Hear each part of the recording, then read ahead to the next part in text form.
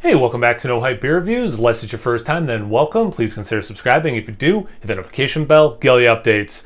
Really excited for today's video. I'm also super mad at myself with today's video. So I'm very excited because it's Saturday, and on Saturdays I do Cellar Saturday where I pull something off the shelf and I drink it instead of it just sitting here collecting dust, which this one had a lot of dust on it actually. I actually drink them. I know, what a novel idea to drink your aged beers. The reason I'm mad, and you can probably tell because the beer's already poured, I forgot to put the mic on. I had it plugged into the phone, and then the microphone was on the shelf down here, and I went to drink it, and I noticed the cord or whatever. I'm like, I didn't put the mic on, and I looked down, yep, there it was, and I didn't know if it was recording well or not, so I checked. The audio was not great being that far. It wasn't bad. If I knew how good it was picking me up, I would have kept the review going, but I didn't know. I didn't want to splice it together. So I'm like, you know what, I'll just start from the top. So I have seen the beer, obviously, and I have smelled the beer, but I haven't tasted it yet. Just to do kind of a quick recap of what I said that will not air. It's very dark. There is a little bit of brown in the thin spots, but it's closer to like motor oil. Now the head, you might be like, oh man, that sucks. Like the head went down that much. It had just a hair more when I poured it. Being a whiskey barrel-aged adjuncted stout, which I should probably talk about because I didn't even mention the name of the beer because I'm so thrown off because I already did all this. This is barrel-aged bomb from Prairie. It is 11.2, I think, percent ABV. 11.2%. Barrel-aged bomb, imperial stout aged in whiskey barrels with coffee, cacao nibs, vanilla beans, and chilies. Anyway, given that it has adjuncts and it's a 2016, so it's been aging for 5 years, I'm not surprised there's not a lot of head. When there's a little bit more there, it was a little bit more obviously a mocha color. But yeah, that's what the beer looks like. And then, let's see about the aroma. It's just so weird because I just did this. Okay, even with that extra time of it sitting in the glass, warming up, whatever, I was like 5 minutes into the review when I caught my mistake. It smells how it was smelling when I first did this. So you get a lot of coffee, which is awesome because, especially after 5 years, this could have turned into green pepper. The coffee just could have faded and maybe you wouldn't pick up on it at all. So the coffee is definitely there in a really nice way. I think you could not achieve that level of roast just from the base beer. Like, I think it's really obvious that there's also coffee in it.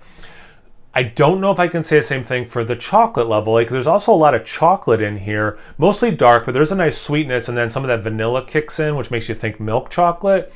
But I think if I was doing this blind, I wouldn't say you have to have chocolate or cacao nibs, cocoa powder, something in here. Like, I think from the base beer you could get that.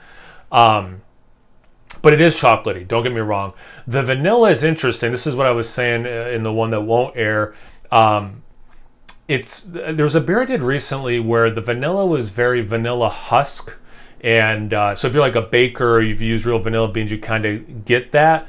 But if you're used to like vanilla cake out of a box, this smells actually a little bit more like that. I know they're using real vanilla beans, or like, skimming the inside of the bean or whatever. Like, I know it's real vanilla, but I think between the real vanilla and the whiskey barrels and that vanillin, you are kind of getting this real, but then like it has the impact of real, but also I think like even if you don't know real vanilla, you'd be like, oh yeah, that's vanilla. Like if you only were ever experienced what I'll call fake vanilla, you'd be like, yeah, that's vanilla. So I think that's really cool. I don't get the chilies at all in the aroma. I also don't get much of the whiskey barrel. There's some sweetness that could be the spirit, but it's not. It's definitely not like a dominant thing in this. But yeah, so right now in my own mind, I have officially said everything I said in the other one, and now I will be picking up for real where this will feel more authentic to all of us. Cheers.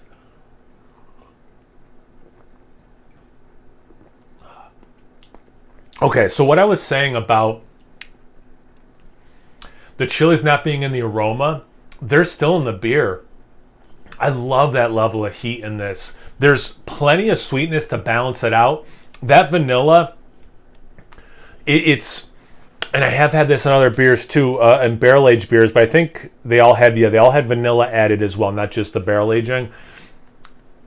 This it's like the vanilla is sticky and it's sticking on my tongue, it's like coating the palate, and it's not quite vanilla frosting, but it's like this really nice decadent sweet vanilla thing, and it's still there. It's before I started talking about that.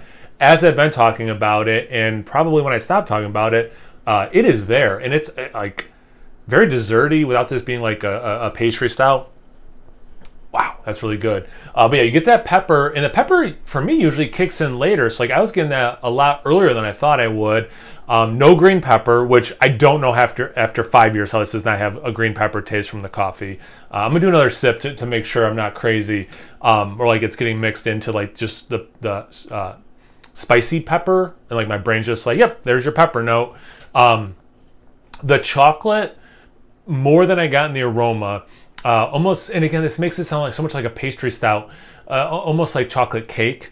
It is a sweet beer, and yeah, that barrel aging, I'm not getting the dry. I was hoping because of the sweetness, maybe like some dry oak would kick in.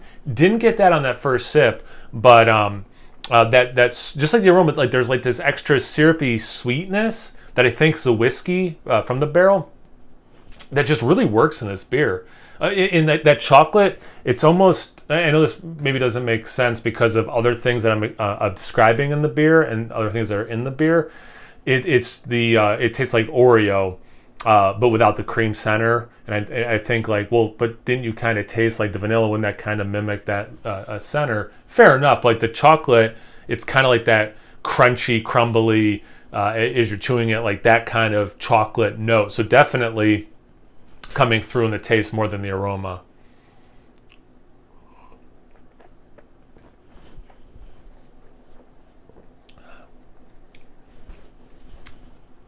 Yeah, I get coffee. I really don't get green pepper, because I've had coffee beers that like 6 months later you got some green pepper, and this is 5 years. That's blowing my mind. This beer is delicious. Like this is very special. I can't say if it's better than when it was fresh, but this did not deteriorate. Like this certainly did not turn into a bad beer, or I'll venture to say a worse beer. Aging adjuncted stouts, it can be very hit or miss.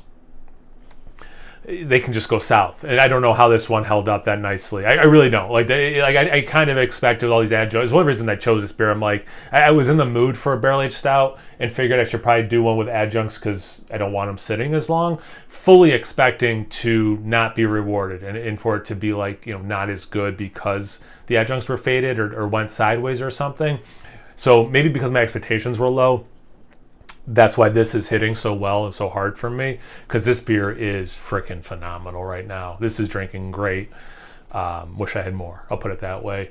But yeah, I think that's all my thoughts for this. Sorry for the technical difficulties I had on my end where I just forgot to put this here. But I hope the video was smooth enough. I know people like these Cellar Saturdays because I think that they like to check in on these beers if you've had them before. So definitely comment if you had this beer before. And then also sometimes maybe these are easier to get beers for people, a little bit more common. So yeah, super curious if you've had this beer before, especially if you've had it recently. So anything, everything, comment section below. Let's get a conversation going. Once you're done doing that, make sure you check me out on Instagram and Untapped. It's No Hype Beer Reviews at both those places. So please like, comment, subscribe, and most importantly, imbibe. Cheers, everyone.